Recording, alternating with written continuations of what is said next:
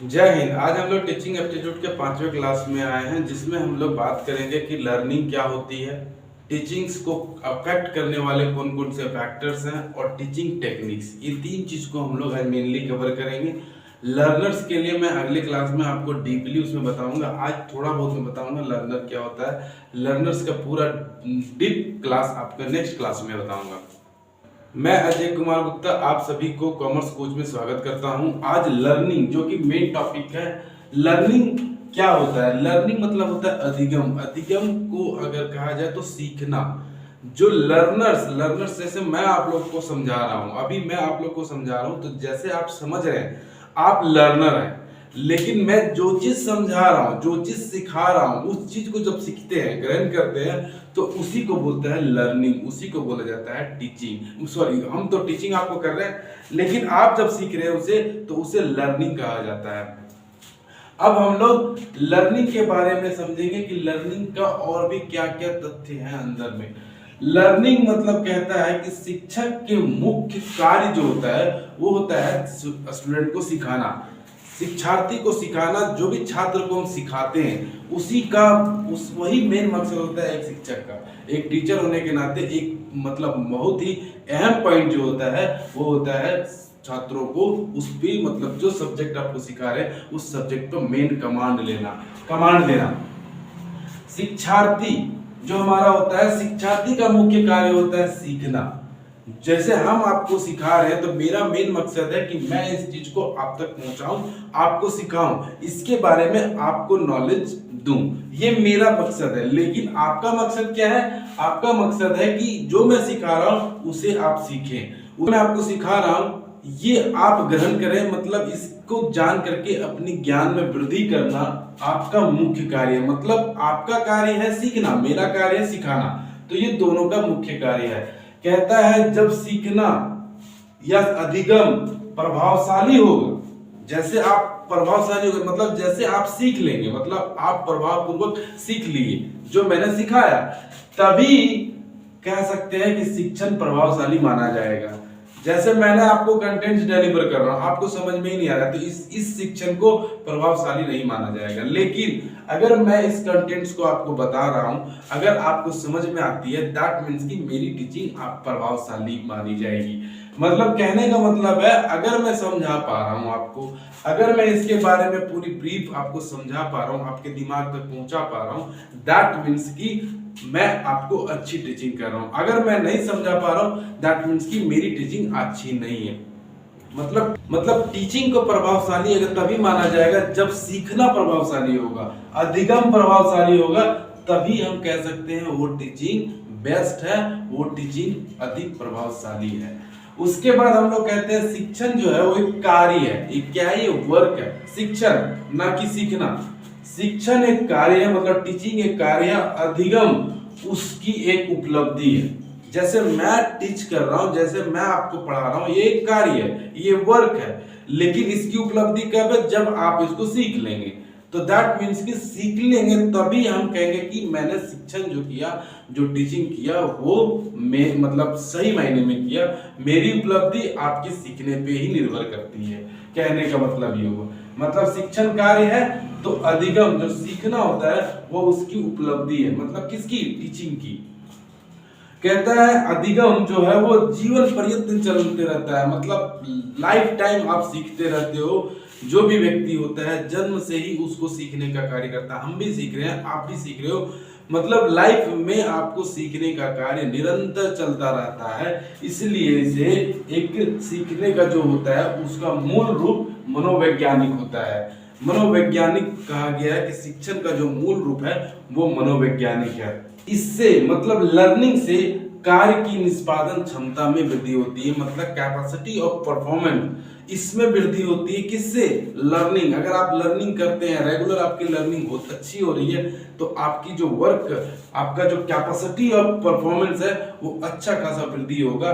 देखते होंगे जब मोटिवेशन स्पीकर जो बोलते हैं उनकी लर्निंग बहुत अच्छी होती है, वो अच्छे अच्छे चीजों को लर्न करते हैं, तभी आपको मोटिवेशनल स्पीक देते हैं और आप मोटिवेट होते हो। दैट मीन्स की कैपेसिटी ऑफ परफॉर्मेंस आपका इंक्रीज होगा।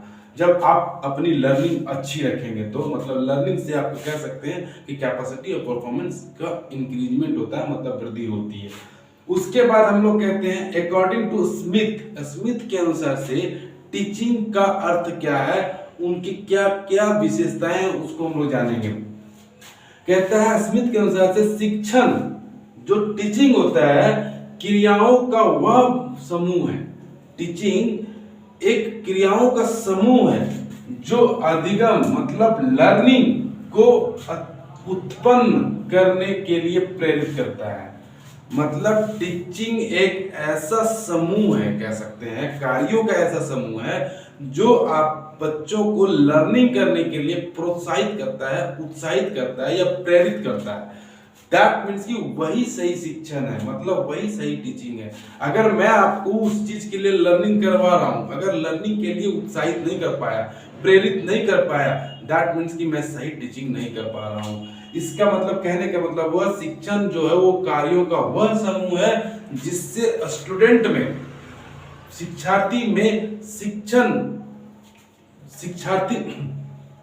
जिससे शिक्षार्थी में लर्निंग करने के लिए प्रेरणा जगाए, वही सही शिक्षण है, उसी को शिक्षण कहा जाता है। मतलब अगर लर्नर में आपने उत्साह नहीं जगाया, आपने उसको प्रेरित नहीं किया, तो आप सही शिक्षण नहीं दे रहे हो, आप सही टीचिंग नहीं दे रहे हो। कहता है अधिगम जो हमारा लर्निंग है, सीखना जो है, उसकी कुछ विशेषताएं हैं। क्या विशेषताएं हैं? तो छात्रों का व्यवहार में परिवर्तन लाना। अगर छात्र के व्यवहार में परिवर्तन नहीं आता है, दैट मीन्स कि वो टीचिंग, वो सीखना अच्छा नहीं है। कहता है ज्ञान प्राप्त करना, उसके बाद स्मरण करना, अनुभव को संगठित करने आदि अधिगम का अर्थ होता है। अधिगम का जो अर्थ होता है ज्ञान को प्राप्त करना, ज्ञान को कंज्यूम करना, उसके बाद स्मरण करना, उसको याद रखना, ठीक है। अनुभव का संगठित करना मतलब एक्सपीरियंस को इकट्ठा करना, ये सारा अधिगम मतलब सीखना का अर्थ होता है। कहता है यह अर्थपूर्ण एवं लक्ष्य निर्देशित होता है। जब सीखने का जो मतलब लर्निंग का जो मोटिव होता है वो एक लक्ष्य के प्रति होता है कि मुझे आज ये सीखना है। जैसे मैं आपको ये सिखा रहा हूँ तो आपका मोटिव होना चाहिए आज मैं इसे सीख के ही छोड़ूंगा। दैट मीन्स कि ये एक मोटिव होता है सीखने वाले मतलब लर्निंग के लिए एक मोटिव होता है।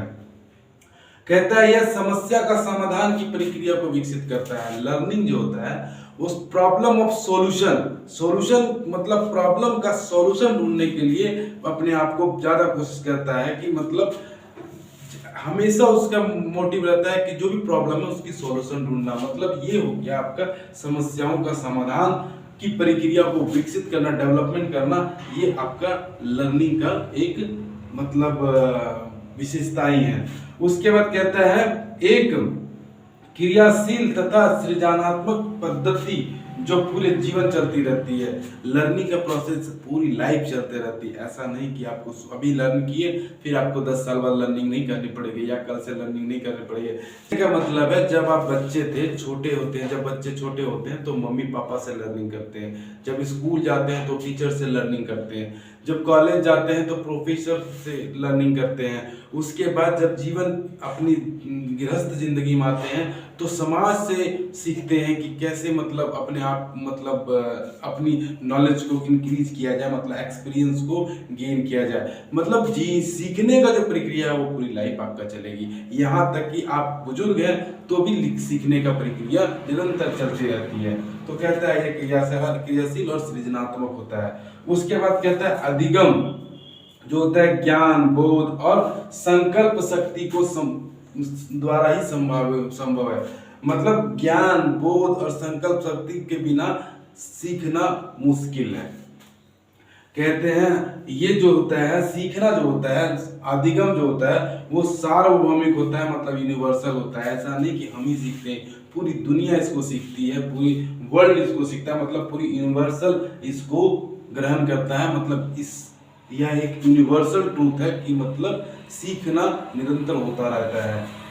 उसके बाद बोलता है अधिगम की इच्छा व्यक्तिगत और सामाजिक आवश्यकता को जागृत करता है। अगर आप लर्निंग को देखा जाए तो ये जो इच्छा होती है वो व्यक्तिगत होती है, हर एक व्यक्ति का अलग होता है लर्निंग कि कोई नोवेल पढ़ने में इंटरेस्ट रखता है, कोई एकेडमिक चीज पढ़ने में इंटरेस्ट रखता है, कोई स्टोरी पढ़ने में एक मतलब अपना इंटरेस्ट रखता है। मतलब नॉलेज बढ़ाने के लिए कई फील्ड है, वो अपने व्यक्तिगत इंटरेस्ट के अनुसार से रख सकता है। और सामाजिक मतलब समाज में जैसा चल रहा है, समाज का जो भी एक लर्निंग जो होता है, समाज के द्वारा लर्निंग करना, मतलब समाज की आवश्यकताओं के अनुसार, समाज में अगर लग रहा है कि समाज में सुधार करने की आवश्यकता है तो उस टाइप का चीजों को लर्निंग करना। समाज में लगता है कि नहीं, समाज को डेवलप करना, उस तरह की चीजों को लर्न करना। मतलब सामाजिक आवश्यकता और व्यक्तिगत आवश्यकता के अनुसार से ही लर्निंग करना मतलब डिपेंड करता है। तो ये भी एक इसकी विशेषताएं है। कंस्ट्रक्टिविस्ट अप्रोच जो कि रचनावादी दृष्टिकोण है, जिसमें से टीचिंग और लर्निंग ये दोनों 5 तथ्यों से जुड़े हुए हैं। 5 मतलब ई से 5 ई से ये अंतर संबंध है। 5E इसे 5E दृष्टिकोण भी कहा जाता है। मतलब कंस्ट्रक्टिविस्ट अप्रोच को 5E अप्रोच भी कहा जाता है। इसमें फर्स्ट ई मतलब होता है एंगेज, सेकंड ई मतलब होता है एक्सप्लोर, थर्ड ई मतलब होता है एक्सप्लेन, फोर्थ ई मतलब होता है आपका इलोबरेट, और फिफ्थ ई मतलब होता है इवेल्युएशन।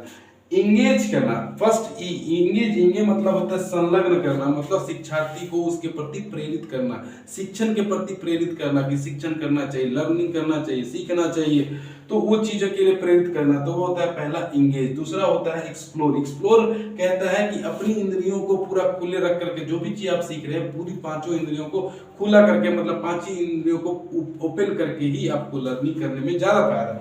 उसके बाद कहता है एक्सप्लेन करना, जो आपने एक्सप्लोर किया कि आपको जो भी लर्निंग कीजिएगा इसको यहाँ फायदा मिलेगा, इससे आगे चल के इस जगह पे आपको फायदा होगा, या इससे आपकी जिंदगी में यहाँ पे आपका डेवलपमेंट होगा, तो उसका एक्सप्लेनेशन करना, मतलब उसको एक्सप्लेन करना पूरी, मतलब उसको अलग अलग तरह से उसको समझाना। उसके बाद कहता है नेक्स्ट कहता है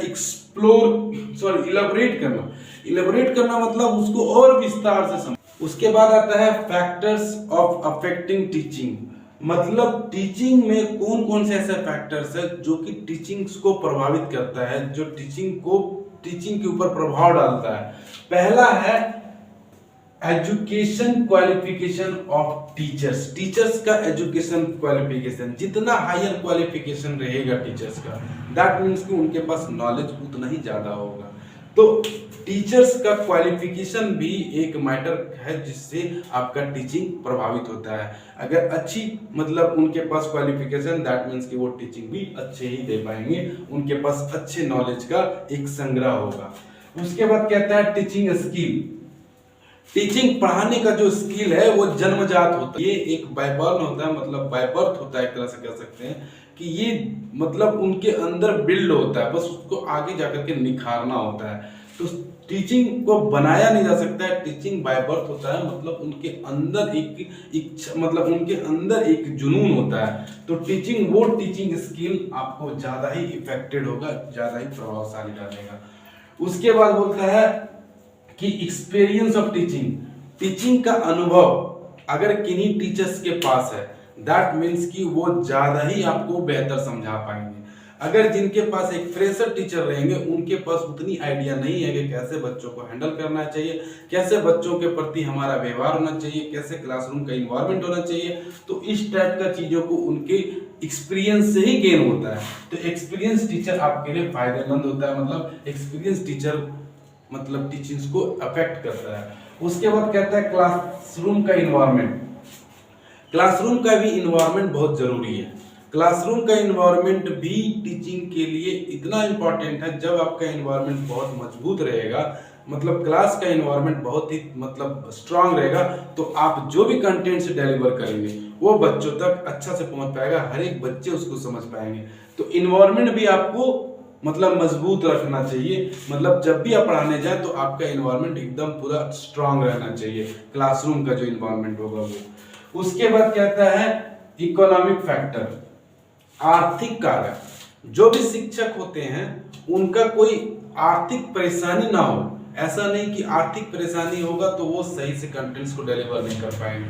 दैट मीन्स कि आर्थिक परेशानी या आर्थिक कोई प्रॉब्लम हो तो वैसे में उनको टीचिंग्स का इफेक्ट जरूर होगा, मतलब टीचिंग प्रभावित हो सकता है। तो आर्थिक इफेक्ट भी थोड़ा सा किनारे रखना होगा टीचिंग्स के समय में। उसके कहता है administrative policy of education institution, कहता है शिक्षण संस्थान में प्रशासनिक नीति। हर एक शिक्षण संस्थान में कुछ ना कुछ प्रशासनिक नीति होती है, वो भी शिक्षण को प्रभावित करती है।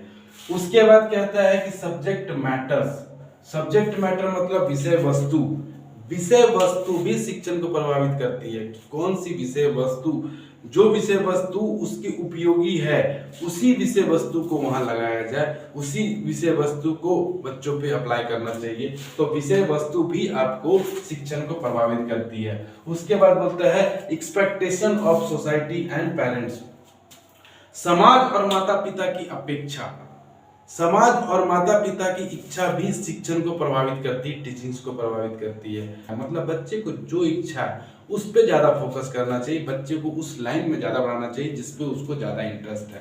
उसके बाद कहता है टीचिंग टेक्निक्स, मतलब टीचिंग की क्या क्या कौशल है। टीचिंग टेक्निक्स मतलब कैसे हम बच्चों को ऐसा पढ़ाएं कि बच्चा एकदम मतलब अच्छा खासा समझ जाए, तो उसका क्या क्या टेक्निक्स है।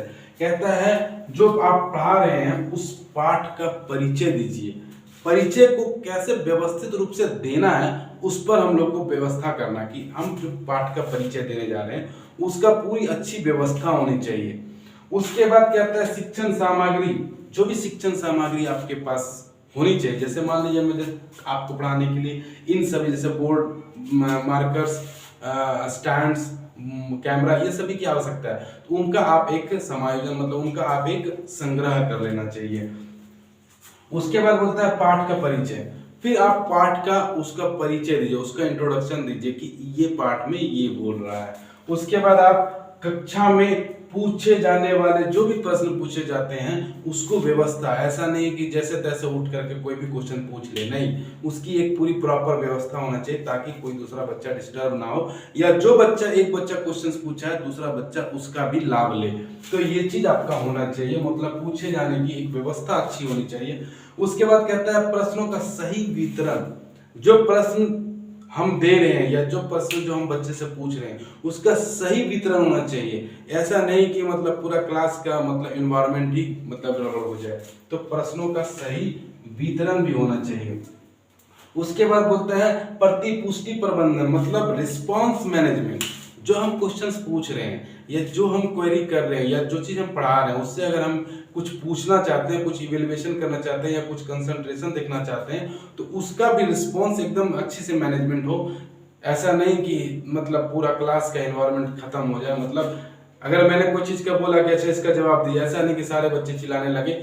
उसका रिस्पांस जो लेने का तरीका है वो भी टीचिंग का एक बहुत ही अच्छा, मतलब टीचर्स को एक मतलब प्रॉपर तरीका होना चाहिए। उसके बाद कहता है व्याख्या करना, कोई भी आप चीज समझा रहे हैं तो उसका पूरा प्रॉपर व्याख्या मतलब लेक्चर अच्छा से होना चाहिए। उदाहरण सहित व्याख्या करना, मतलब जो आप दे रहे हैं उसको कुछ कुछ उदाहरण, जैसे कि अभी मैं आपको बता रहा हूँ तो कुछ कुछ उदाहरण दे दे के समझाते जा रहा हूँ। उसके बाद कहता है पाठ्यक्रम की गति तय करना, कि पाठ्यक्रम कैसे पूरा होगा। जैसे कि मैंने बोला था कि टीचिंग एप्टीट्यूड आपको 10 क्लास में कंप्लीट करेंगे, तो उसका एक गति है, first, second, third, fourth, fifth, तो वो गति तय करना। फिर बोलता है छात्र को कक्षा में सहभागिता के लिए प्रोत्साहित करना, मतलब खास कक्षा में जो भी बच्चे हैं उनको आपस में सहभागिता मतलब हो कि एक तरह से पार्टिसिपेट करना, कोई भी चीज अगर हम दिए तो उसको पूरी तरह से पार्टिसिपेशन होना चाहिए। ब्लैक बोर्ड और व्हाइट बोर्ड का उपयोग करना, जब शिक्षण होती है तो ब्लैक बोर्ड और व्हाइट बोर्ड आवश्यक है ताकि बच्चे की कंसंट्रेशन बने रहे, बच्चों की एंगेजमेंट बनी रहे।